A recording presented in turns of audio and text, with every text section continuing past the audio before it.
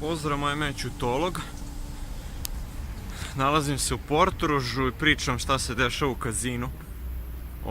Ono što mi se dešava i tako dalje. Izašao sam sad, evo 4:30 je napolje, danas je bio naporan dan i tako dalje, dug, pošto ide vikend i tako dalje, petak je. Glavna stvar je to što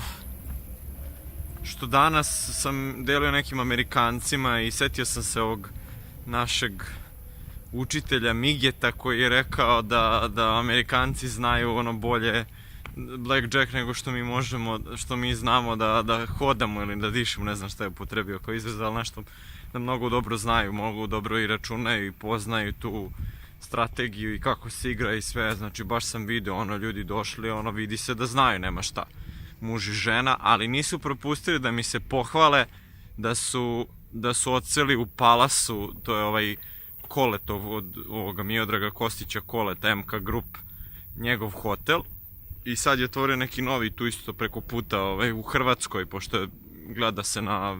obalu Hrvatske, odnosno neko kao Ostrvce malo tamo, ne znam ja da li je Ostrvce, poluostrvce, tako sam čuo. Uglavnom taj hotel je najlepši, najbolji definitivno i on je taj hotel kupio još ne znam pre nekoliko godina. I ne samo to, nego je počeo se širi baš po Sloveniji, kupio je udeo u aerodromu, hoće da kupi Gorensku banku, da je pripoji AIK banci ili tako neka priča.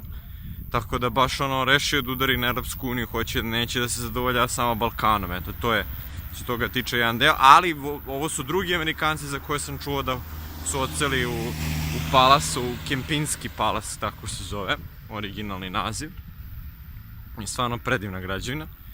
Drugo, isto veoma bitno, jeste danas igra se blackjack, ja delim, dve žene kockara sede i pored njih onako kunjaju, ne znam gde se nalaze, kao fazon, ajmo dosta, oni jok, i igra i onda izgubi i onda opet umesto da ode, ne, on promeni pare i do zadnjeg momenta sedi dreždi i ona s njim i on s njom i on igra tamo, ova druga kao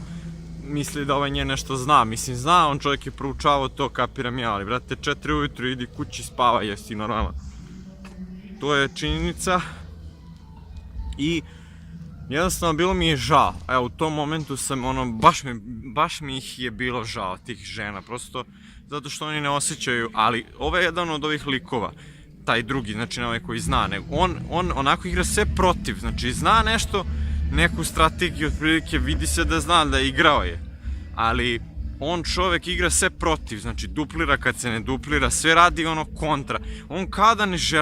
želi da dobije, on samo želi da kaže eto izgubio sam, isto kao onaj pre što sam pričao za njega da ima puno para i da baca ko blesav i da kao eto vidi izgubio sam, a u stvari on to i želi, on to i dobija to što želi, znači to je činjenično stanje, znači on je promeni 300 evra,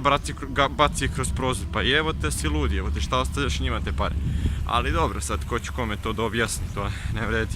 ali eto toliko za sad, znači jedan deo je ovo s Amerikancima, drugi deo je sa mnom deljenje kockarske žene itd. I danas što je bilo zanimljivo, danas me išla karta neviđeno nekoliko puta, mislim da sam 2 puta, imao sam sliku, ljudi su imali 2 blackjacka i ja izvučem kec, znači oni na dupe da padnu, znači to je bila situacija nekoliko, 2 navrata čini mi se i nekoliko puta 21 sam izvlačio, a već je neko imao 21 i onda bilo isto, pa nisu dobili, niti su izgubili, ali baš se loše osjećali, to sam vidio. Eto, toliko za sad i onda pričamo sledećom prilikom.